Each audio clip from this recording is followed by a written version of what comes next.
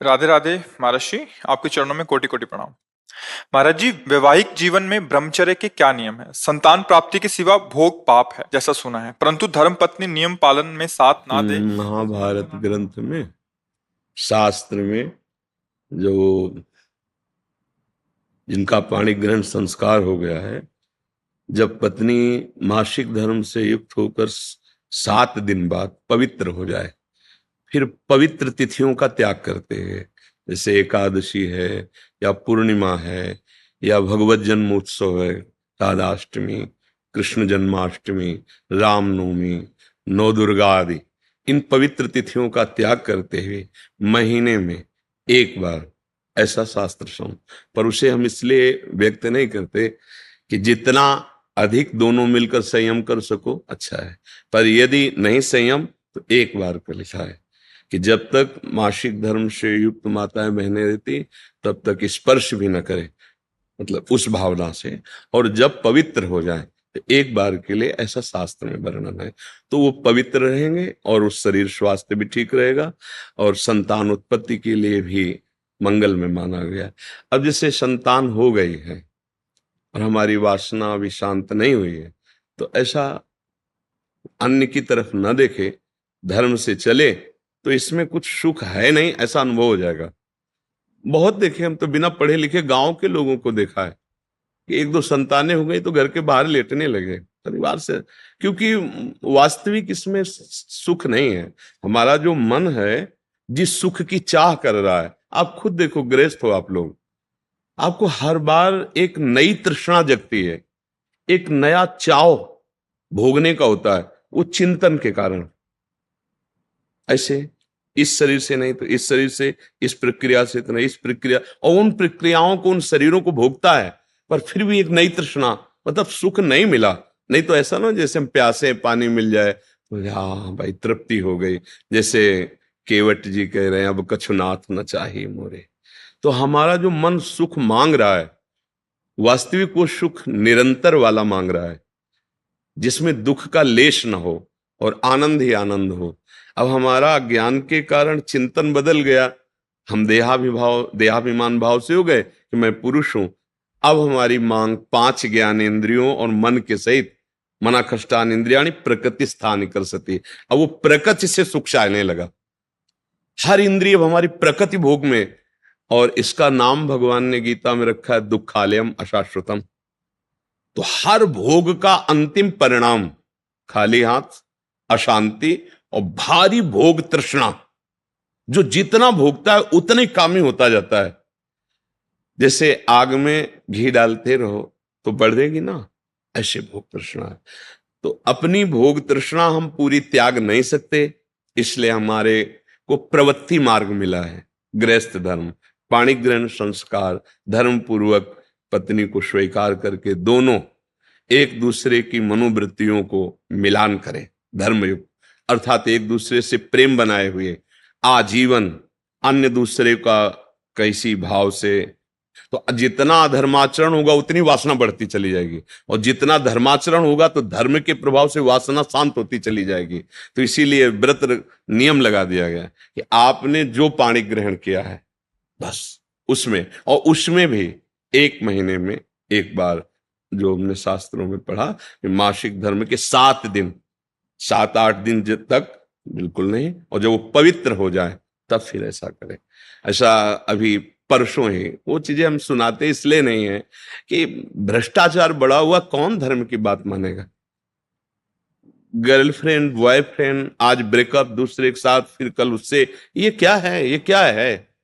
ये संस्कार है हमारी नई पीढ़ी के। इस पर इसलिए हमारा बिल्कुल, हमारा हृदय जल जाता है।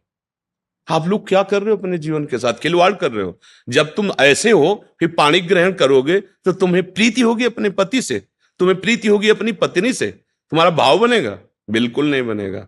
पूरी गृहस्थी चौपट, पूरा हमारा जीवन चौपट हो जाएगा।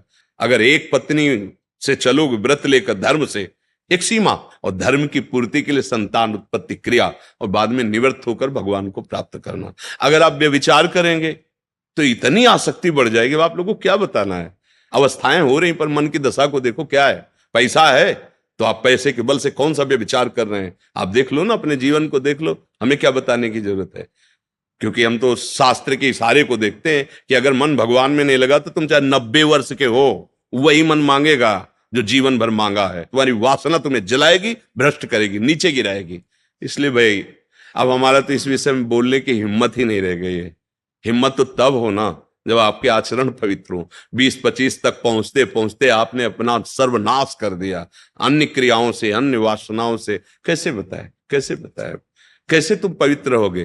कैसे तुम्हारा जीवन पवित्र? कैसे गृहस्थ धर्म तुम्हारा वो अपनी तरफ, आप अपनी तरफ, ये गृहस्थी है। अरे दोनों एक, चाहे दुख आवे चाहे सुख आवे, बाहु से बाहु मिला करके आगे बढ़ते हुए धर्म पूर्वक, तो संतानें पवित्र उत्पन्न होंगी। समाज में आप सुख वर्धन करने वाले बनेंगे। नहीं आपस में एक दूसरे से विरोध होगा और फिर तो बच्चा समय तो ऐसा आ रहा है कि अब धर्म ग्रंथों में जो लिखा हुआ है वो लिखा हुआ ही केवल है।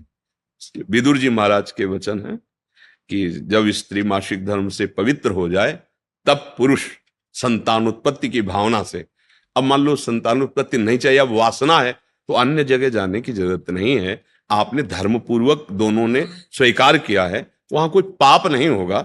अन्य जगह पाप हो जाएगा, अन्य जगह बुद्धि भ्रष्ट हो जाएगी। और अगर दोनों मिलकर धीरे धीरे इसके रहस्य को जान जाओ कि इसमें सुख नहीं, अंतराय बढ़ाते चले जाओ, तो दोनों महात्मा हो जाओगे, दोनों भगवत प्राप्ति के योग्य हो जाओगे। ऐसे चला है। देखो प्रीति में सुख है, प्रीति में सुख है। वास्तविक देखो, जब आपको किसी से प्रेम हो जाता है वास्तविक, वो काम चीज अलग है, चेष्टा अलग है, काम चेष्टा, काम क्रिया। प्रीति, तो प्रीति में उसके दर्शन से, संभाषण से, उसको खिलाने से, पिलाने से, उसको सुख देने से एक हृदय में विशेष आनंद आता है। अपने प्यारे को सुखी देख करके एक सुख आता। अब यहां क्या है, अपने प्यारे से प्यार नहीं है, स्वार्थ खेल रहा है, वासना खेल रही है। आप देखो ना, नहीं ऐसा नहीं हुआ है। अगर ऐसा भी हुआ है कि पाणी ग्रहण संस्कार हो गया, फिर पति के पैर टूट गए या किसी तरह, तो पूरे जीवन तन मन से वो उसको सहयोग किया है और लोकों पर विजय प्राप्त की, पुण्य लोकों पर विजय प्राप्त। अब क्या आप स्वस्थ हो, आपके पास अगर उनकी मनोकामना पूर्ण करने लायक अर्थ नहीं तो वो आपकी नहीं, वो आपकी मनोकामना के विपरीत है तो वो आपकी नहीं। ये कोई प्रेम है, ये कोई धर्म है, ये कोई बाजार की वस्तु है? आज का समाज भगवान बचावे, हमारी मति गति के तो परे है, पर आप सब हमारे घर के हैं, आप हमारी आत्मा हैं, इसलिए हम सलाह देते हैं, जो हुआ सो हुआ, अब सुधार लो। ऐसे आचरणों से किसी को ना यहां शांति मिलेगी ना परलोक में शांति मिलेगी, बिल्कुल नहीं। ये सब अधर्माचरण है। धर्म पूर्वक चलोगे तो निश्चित जो एक योगी को परमात्मा मिलता हो आपको मिल जाएगा, क्योंकि आपका मार्ग प्रवृत्ति मार्ग है। धर्म पूर्वक पाणी ग्रहण संस्कार करो, अतिथि सेवा, साधु सेवा, परिवार सेवा, समाज सेवा, देश सेवा करते हुए भगवत प्राप्त हो। दोनों की बात है, लक्ष्य दोनों का भगवत प्राप्ति, मंगल है, धर्म है। तो अपने अपने धर्म से चला जाए तो आज भी शांति है, विश्राम है। देखो आपको केवल अपनी पत्नी से प्यार हो और उसको केवल आपसे प्यार हो, आप पूरा काम करके आए 10-12 घंटा बाहर से, जब घर आएंगे ना तो देखने मात्र से थकान मिट जाएगी। प्यार का एक व्यवहार, प्यार का एक वातावरण और संबंध नहीं, केवल आप देखने को पति पत्नी हो। तो जब थकित आएंगे तो आग तुम्हारे हृदय जल जाएगा। उसका अलग व्यवहार, उसका अलग व्यवहार, क्या जीवन। अब सोचो प्रवृत्ति स्वीकार किया तो क्या जीवन। अब वो कैसे स्वीकार करे आपको, या आप उसे कैसे स्वीकार करें? आपके पास पैसा है, दसियों लोगों से आपका व्यवहार है, अब मानसिकताएं बदल रही हैं बहुत बहुत। इसलिए अगर मंगल चाहते हो यहां और वहां तो होश में हो जाओ, नहीं हर कर्म का फल आपको मिलेगा। तो देखते हो ना, जेल में आ जाकर जानकारी करो तो आधे से ज्यादा लोग इसी में बंद हैं। तो जब यहाँ की जेल कानून, तो आपको परमार्थ का जो अध्यात्म का है जो निर्णय है वो तो दंड मिलेगा ही। ऐसा नहीं है कि जो मनावे सो कर लो। इसलिए धर्म से चलो, नाम जप करो, पवित्र भोजन पाओ। और ये जरूर ध्यान रखो, अगर आप अपने माता पिता की सेवा नहीं की, जो घर में वयोवृद्ध जन है, जो अब वास्तविक उनको आपकी जरूरत है, तो आप कितना भी धन कमा लो कभी शांति प्राप्त नहीं कर सकते। जिसने अपने माता पिता को वृद्धावस्था में दुत्कार दिया, उनकी सेवा नहीं की, कोई भी हो कहीं भी हो, उनकी जो पोषण वृत्ति तुम्हारे प्रति वो तो कभी साथ देगी नहीं। चाहे जितना वो कष्ट में, वो यही चाहेंगे मेरे बच्चा और बहू सुखी रहें। लेकिन सिस्टम जो विधान है वो आपको चैन नहीं लेने देगा। आपके बच्चों के ऐसे आचरण आगे होंगे कि आप जिंदा जलोगे हृदय में देख देख कर और अशांत रहोगे। बहुत धर्म से चलो। माता पिता साक्षात भगवान है। कैसा प्यार दिया है यार, मेहनत करके एक एक पैसा जोड़कर ट्यूशन पढ़ाया, पढ़ा लिखा, अब नौकरी मिल गई और वो जो पूरा जीवन आपके लिए, अब वो आपको खटकने लगे हैं। नहीं, नया ब्याह किया, देश विदेश घूम रहे हो, उनको पानी की जरूरत है, खवाने पियाने की जरूरत, छोड़, कभी शांति नहीं मिलेगी। माता पिता की सेवा, हाँ धन कमाओ, खूब कमाओ, पढ़े लिखे हो, धर्म पूर्वक, पर नियम ले लो। अगर ब्याह ना हो तो ब्रह्मचर्य रहो, किसी को स्वीकार करो। भोग वासना है तो ब्याह स्वीकार करो, और जिसको स्वीकार करो फिर अगर वो विपरीत भावना से निकल जाते हैं तो राधा राधा राधा तेरा मार्ग लग, मतलब मेरे भाग्य में विषय सुख नहीं है, अब मैं निश्चिंत होकर अपने माता पिता की सेवा करूंगा, जैसे भी बनेगा जीवन निर्वाह करूंगा, असत आचरण नहीं करूंगा। अगर फिर कहीं संयोग बन जाता है तो फिर उसे धर्म से स्वीकार कर लो। चलो कलयुग है, फिर स्वीकार, अधर्म आचरण नहीं, व्यभिचार फिर भी नहीं, क्योंकि वो तुम्हारी दुर्गति कर देगा। व्यभिचारी को कभी शुभ गति नहीं होती। और आज शौक है इस बात का, ये नरक की सर्टिफिकेट है। भगवान बोल रहे हैं त्रिविधम नरकस्येदम द्वारम नाशन मात्मना कामः क्रोधा तथा लोभा तस्मात् देत्रेन्ते। काम क्रोध लोभ ये नरक की सर्टिफिकेट है। अगर अधर्म पूर्वक इनका भोग करोगे, जैसे आप अपनी पत्नी से, तो ये धर्म है। अगर अधर्म पूर्वक आप पत्नी से भी अपने अधर्म पूर्वक राक्षसी भाव में आ जाएं तो आप दंड के अधिकारी, यहां भी नहीं अधिकारी, वो जाके शिकायत करे तो आप ये कानून दंड देगा ना। पत्नी है पर आपने राक्षसी प्रवृत्ति का अगर प्रयोग किया तो यहां भी दंड है, तो आप भागवतिक दंड से कैसे बच जाएंगे? बहुत सावधानी से। काम क्रोध मद लोभ सब नाथ नरक के पंथ, ये पैसे के बल से, प्रभाव के बल से व्यभिचार प्रवृत्तियों में उतरना मानो नरक की सर्टिफिकेट। तुम्हारे कर्म तुम्हारे ऊपर लागू हो जाएंगे। आप भले सुधर गए हो पर वो जो बोया है उसको काटना पड़ेगा। अवश्य में भोक्तव्यम। इसलिए भाई बहुत होश से, भगवान की कृपा है कि हम आप मिलकर धर्म शास्त्र की वार्ता कथन श्रवण कर रहे हैं, तो इसको व्यर्थ न जाने दें। अभी तक जो भूल हुई, अब आगे हम संभाल लें। अगर आगे संभाल लेंगे ना तो सड़ा गोदाम पीछे करके नया माल लगा दो, वो खत्म हो जाएगा। ये नया है, मंगल कर देगा। हमारा जो गलत आचरण वो हमें बख्शेगा नहीं। अगर भजन नहीं किया, सत आचरण में नहीं चले, माता पिता का दुलार जो हमें मिला उसका हम परोपकार, हम कृतज्ञता, उनको वैसे ही दुलार करें। अब वृद्धावस्था आ रही है, हम इसलिए बोल रहे हैं कि बहुत से उदाहरण हमारे सामने हैं। अब वो शौच चारपाई में ही कर रहे हैं, कोई उठा, नौकर थोड़ी करेगा। नौकर तो क्या बर्ताव करता है, आपको, जैसे आपको दुलार उन्होंने किया था, अब अवसर आया है, आप दुलार कर लो, निश्चित मंगल हो जाएगा। लोक परलोक सब बन जाएंगे। धर्म से चलो, नाम जप करो। श्री हरिवंश महाराज जी, आपके चरणों में कोटि कोटि प्रणाम। महाराज जी, मेरा प्रश्न है कि ईश्वर ने जीवों को बनाया ही क्यों? जब वो स्वयं ही सामर्थ्यवान है तो फिर जीवों को पहले समझो, जीव नाम की कोई वस्तु ही नहीं है। जब आप क्यों शब्द कहोगे तो फिर शास्त्र सिद्धांत अगर कभी सुना हो, पढ़ा हो तो समझ पाओगे। ईश्वर के विषय में प्रश्न करने के लिए पहले शास्त्र स्वाध्याय करना चाहिए। अच्छा, नहीं किए तो फिर संतों की बात मान लेनी चाहिए। उसमें क्यों क्यों क्यों नहीं लगाना चाहिए, क्योंकि श्रद्धा विश्वास के बिना ज्ञान नहीं होता। श्रद्धावान लभते ज्ञानम। भवानी शंकरो वंदे श्रद्धा विश्वास रूपिणो याभ्याम बिना न पश्यन्ति सिद्धा स्वांता स्तमीश्वरम। यदि श्रद्धा विश्वास नहीं है तो फिर आपके कोई प्रश्न का उत्तर हो ही नहीं सकता। अगर श्रद्धा विश्वास है तो मान लो कोई जीव नहीं है। जब सृष्टि प्रकट हुई तो उस भगवान के श्वासों से वेदों का प्रादुर्भाव हुआ। वेद के कोई रचयिता नहीं, जैसे भगवान श्री कृष्ण द्वैपायन व्यास देव जी है ना, ये वेद जो है उसका विस्तार किया है, रचा नहीं। वो तो स्वयं प्रकट वेद हैं। जैसे भगवान प्रकट होते हैं ऐसे वेद प्रकट हुए हैं। वेद कहते हैं कि एको हम बहुश्यामा। भगवान ने खेल खेलने का विस्तार किया। क्या? अपने को बहुत रूपों में प्रकट कर दिया। भगवान जिसे ब्रह्म कहते हैं, उससे मूल प्रकृति, मूल प्रकृति से त्रिगुणात्मिका प्रकृति, सतोगुण, रजोगुण, तमोगुण, उससे महातत्व, महातत्व से त्रिविध अहंकार, उसी से त्रिविध अहंकार में जैसे रजोगुण से ब्रह्मा, और सतोगुण से भगवान विष्णु, और तमोगुण से भगवान शिव विनाथ, ये फिर सब देवी देवता, सब जीव शक्तियां, जड़ चैतल सब प्रकट हो गया। कहने में देर लगी, प्रकट होने में देर नहीं लगी, इतने में सब कुछ हो गया।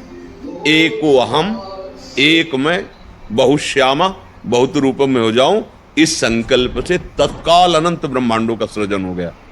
वही भगवान। अब शर्त रख दी गई, इतने रूपों में वही हैं।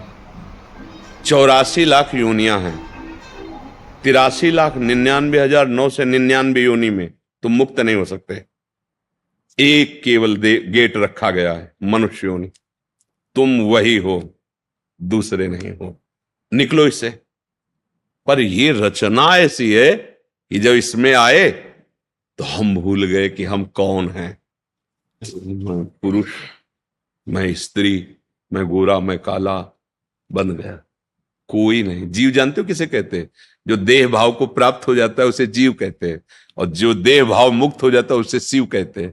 नहीं, संत लोग जपते शिवोहम शिवोहम, अहम ब्रह्मास्मि, ब्रह्म, मैं ब्रह्म हूं, ब्रह्म हूं। वो दूसरा नहीं है कोई, वही है। अपने आप को भूल गया।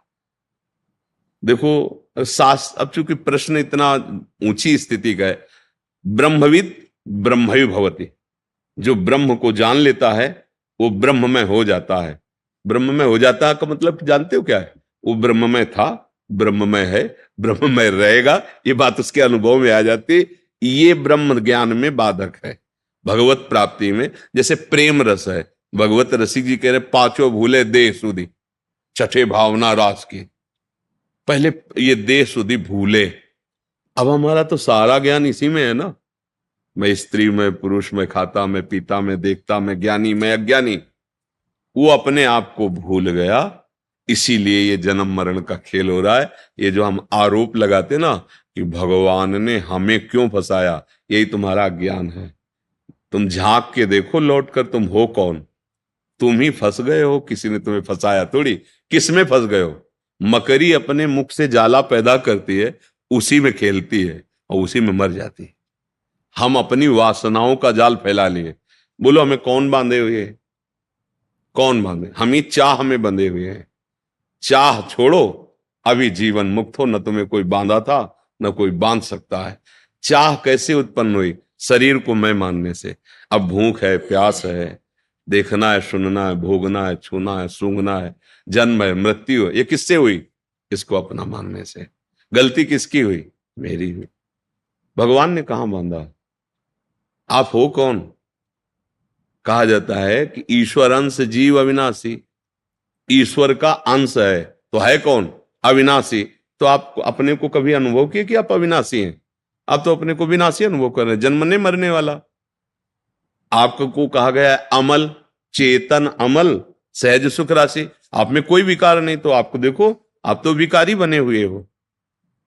आपने ही तो स्वीकार किया, नहीं तो आपका स्वरूप तो निर्विकार है। आपका संबोधन सुख राशि से है, सहज सुख राशि। तो आप तो दुख में फंस गए हो। क्यों? क्योंकि आपने स्वीकार किया है। समझा के आपको ही तो छोड़वा रहे हैं, आप ही छोड़ेंगे तो आपको ही अनुभव हो जाएगा। कोई किसी ने कृपा थोड़ी की, कोई वस्तु थोड़ी दी, समझ ठीक हुई, वो वस्तु यही है, अनुभव में आ गई। तरंग क्या है और समुद्र क्या है? आप बिल्कुल विचार करके देखो।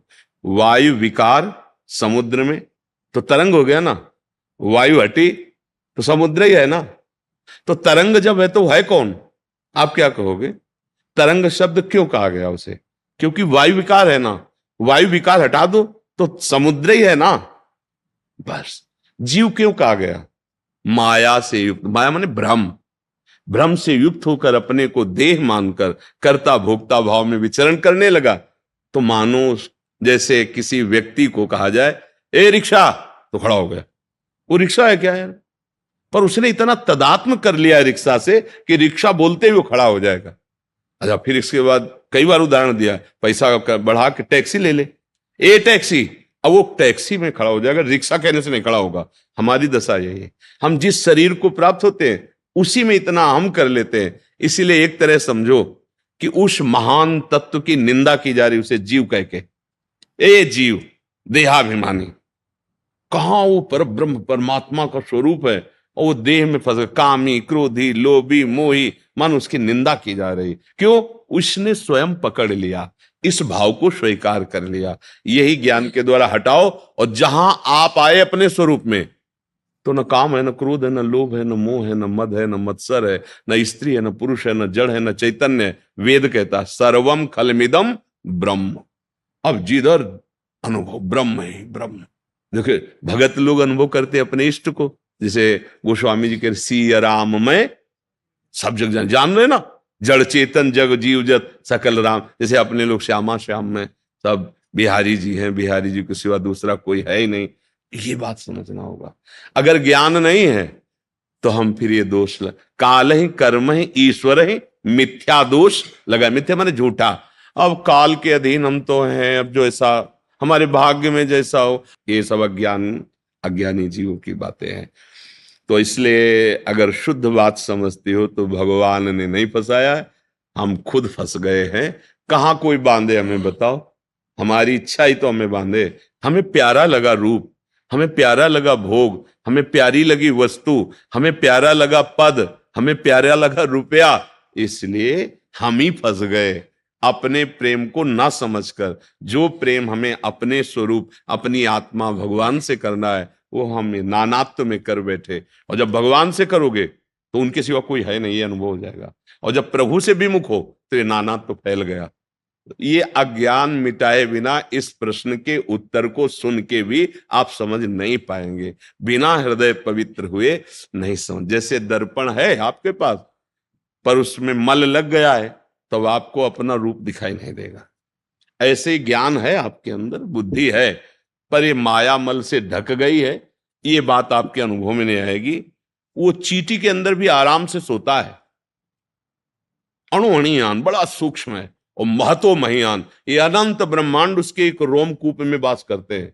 एक रुए के छेद में अनंत ब्रह्मांड, ब्रह्मांड निकाया निर्मित माया रोम रोम प्रति। इसलिए भजन के बिना ये अध्यात्म नहीं जाना जा सकता। अगर आप भजन अच्छे से करोगे, गंदे आचरण नहीं करोगे, तो आपको खुद समझ में आने लगेगा। नहीं हमारी बात आपको एक कहानी सी लगेगी। ऐसा कैसे हो सकता है? ऐसा कैसे हो सकता है? ऐसा हो सकता है।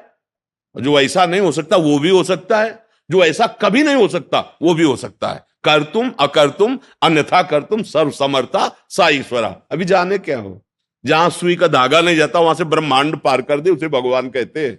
वो इतना सामर्थ्यशाली है। इसलिए बहुत बहुत बहुत होश में तही। एक बार सुदामा जी महाराज द्वारिकाधीश से फिर बार बार मिलने ही जाते थे, तो एक बार समुद्र स्नान करने जा रहे थे।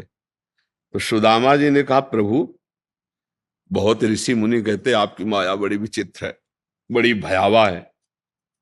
अब हमको दिखाओ तुम्हारी माया है क्या? माया क्या है?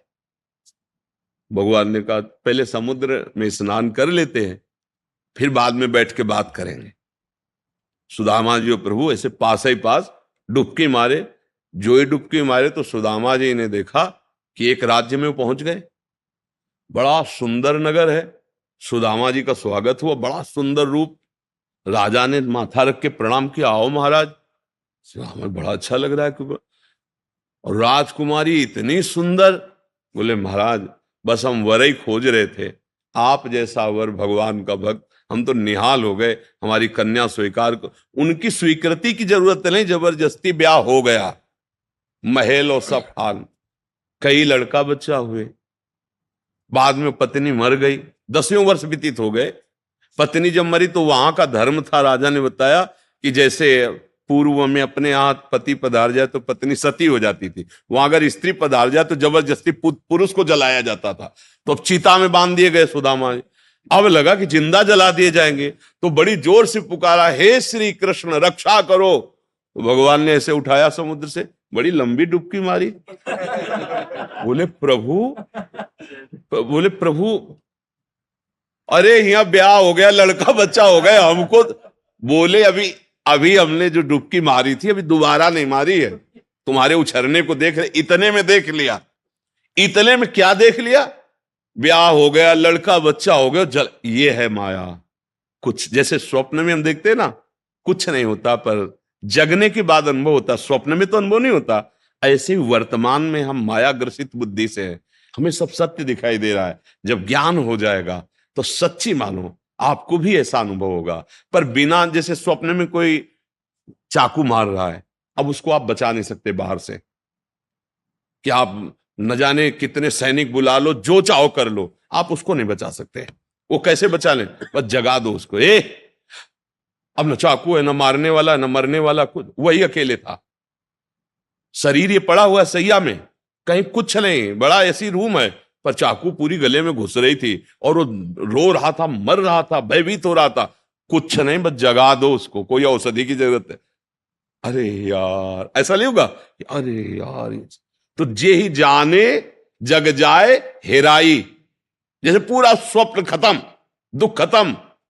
जो सपने सिर काटे कोई, बिन जागे दुख दूर न हो। और जगह तो सब खत्म। ऐसे शुद्ध ज्ञान हो जाने पर ये कोई प्रपंच नहीं है, एकमात्र भगवान है।